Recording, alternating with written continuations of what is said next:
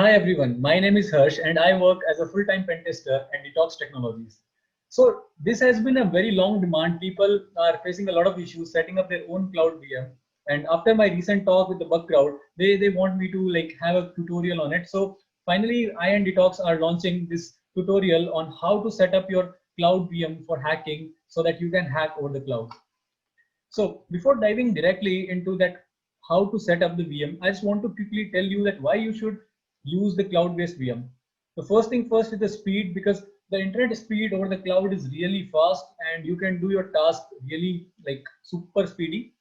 It's low cost and affordable. It's somewhere range between $5 to $20 based upon your specifications.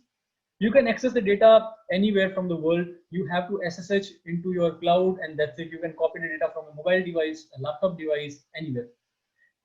It actually lower the CPU utilization of your local machine. For example, if you are using Burp Suite, also Kali VirtualBox, right? It's gonna take a lot of CPU. Your PC might crash.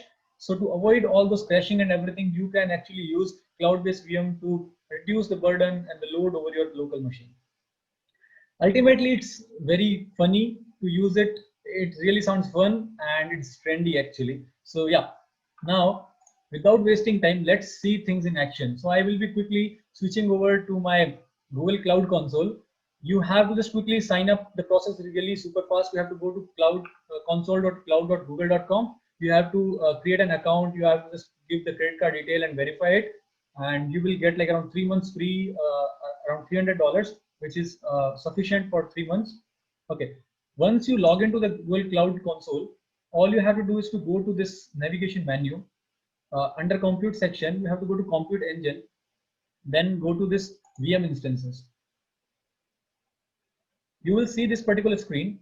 Then all you have to do is to go and click this plus icon for creating a new instance.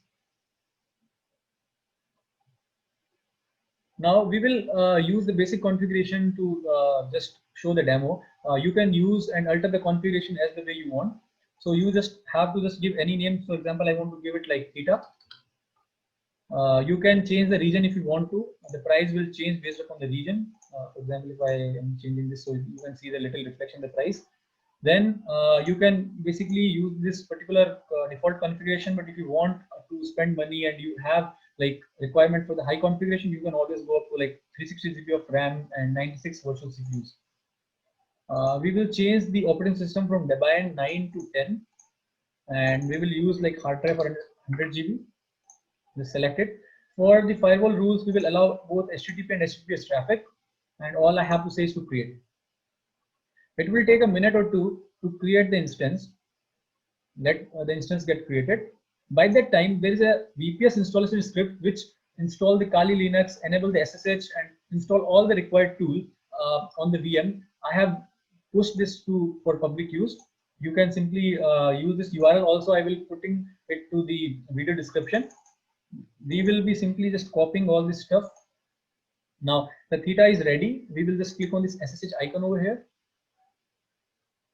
It will take a minute or two to just get things set up for the very first time.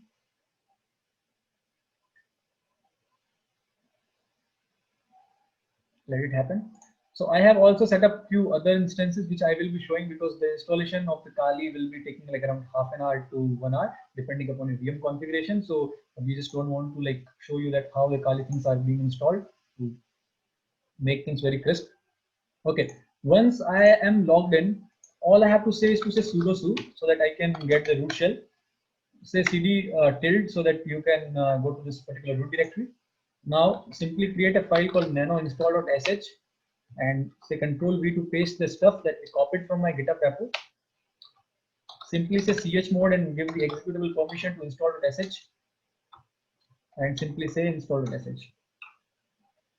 Now this will basically install the Kali Linux first. It might ask you for multiple prompts, yes, no. So keep an eye until the Kali Linux is being installed. Just say yes wherever you require. If you want to skip installing the particular library, you can simply say no. If you are not sure if you want to skip it or not, just by default say yes, yes, yes for everything. And it will take like around half an hour to 1 hour depending upon the RAM or the CPUs that you have provided. And right now I'm just leaving this particular console and moving back to beta, which is already set up everything. Let it again start.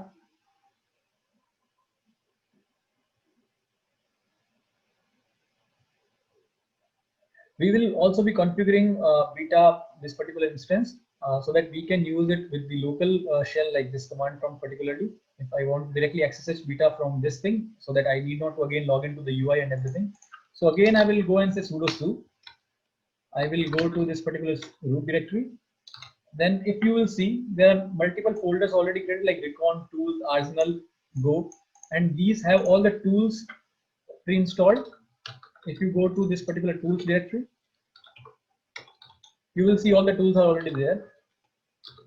It has Kali Linux pre-installed, so if you say nmap and everything, so everything is there, which is again a very good thing. If you say go and go to the bin directory,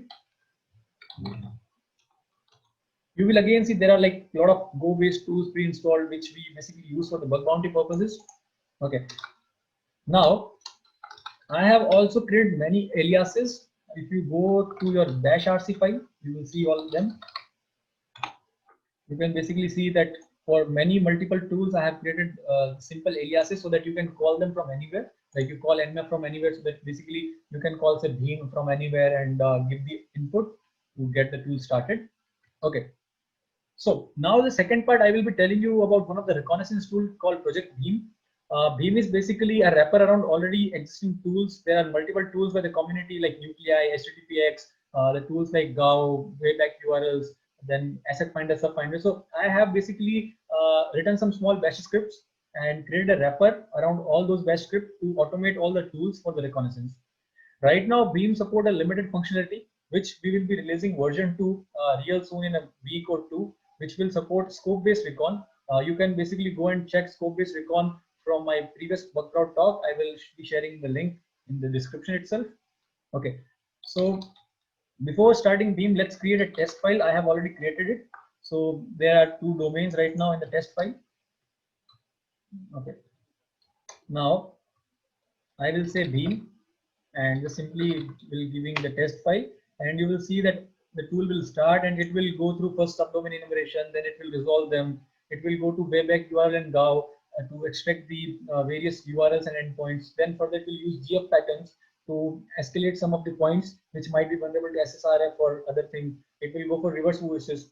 It will go for the Nuclei, which is a template-based scanner by Project Discovery, to scan for the various vulnerabilities based on the signatures already there.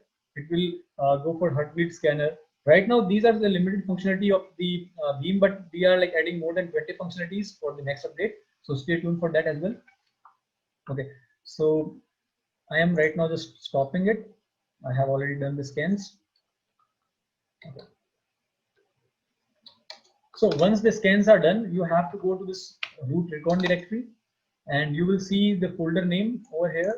I will simply go to this particular thermofisher.com.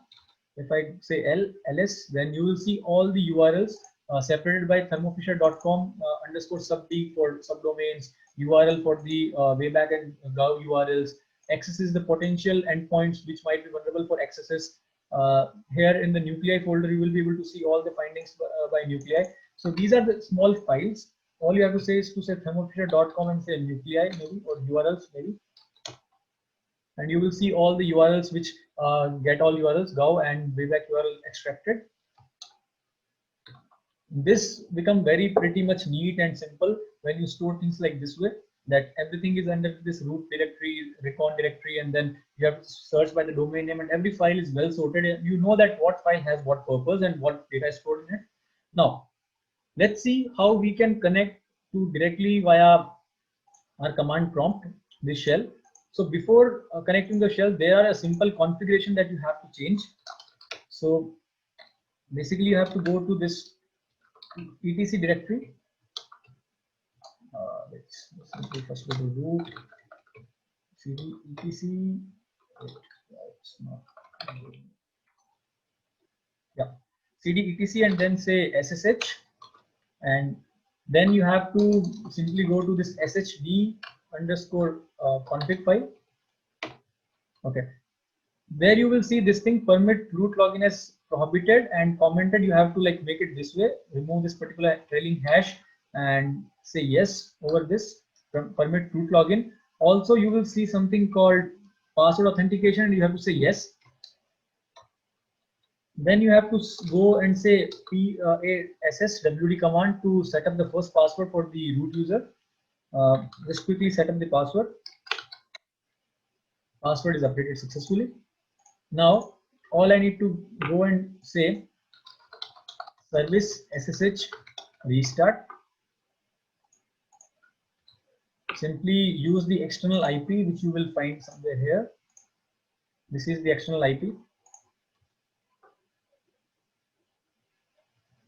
Provide the password, and we are logged in directly via shell. Now the next thing is, once you are logged in via shell, now whenever your SSH connection will be terminated, or whenever you will be turning off a system, if the Veeam tool is running in the particular terminal, it will stop, right? So how we can prevent that from stopping, so that we can actually hack while we are sleeping? We can like put the tool like continuously for 3 days, 4 days, 5 days, and we can provide a list of 100 to 1000 domains so that it scans parallelly. So there is a command called screen. We have installed it already via our VPS installation script. Say screen -s and name anything like say Veeam. I usually use the Veeam word. Now simply say Veeam and give the file, whatever the file is. Okay. Now the things are running over here. Now, for example, if I turned on my system or turned off my system, or if the session is terminated, the things will close, right? Now, if I again go to a new, I have closed that particular session in front of you. Relog into the SSH.